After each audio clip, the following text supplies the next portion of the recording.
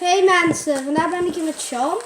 En we gaan weer een nieuwe aflevering van 1 tot en met 10 doen. Dit is fidget spinner. Die gaan we vandaag openen.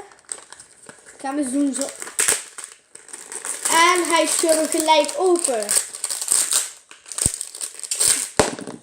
En we gaan hem op het einde van de aflevering gaan we de fidget spinner een punt geven. Of de leuk speeltjes en of die goed draait. Oh, deze voel je heel klein beetje, maar dat is echt fijn. Echt? Ja, dit is echt fijn. Mag eens? Ja. Hij is echt fijn, hij draait goed. Ja, alle fidget spinners draaien volgens mij best goed op het begin. Hij stopt best snel eigenlijk.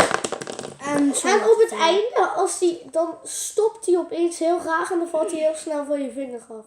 Terwijl je helemaal niks doet. Kun je maar kijken. Maar hij ziet er wel leuk uit, maar hij is niet super goed. Wacht even, ik kan dat niet. Kijk, hij valt dadelijk, hè, let op. Niks zachter doen. gaat draaien. En... Ja, hij valt. Nee, maar bij mij gebeurt het wel. Moet je eens op je duim doen, dan doet hij het niet. Dit is een soort van tijgerpatroontje of zo. Of Puma. Kan ook. Niet een tijger. Op mijn voet. Doe eens op de knie. En nu op de middelvinger. Oh, je mag niet zouden. Mijn video's. Hier is nog de... Wat heb je met dit gedaan? Niks. Maar dit... Hé, wacht. Dat is een squishy! Ja, deze is nog van de vorige video van 1 tot en met 10. Jongens, we gaan vandaag misschien een livestream maken. Jongens, hij kan.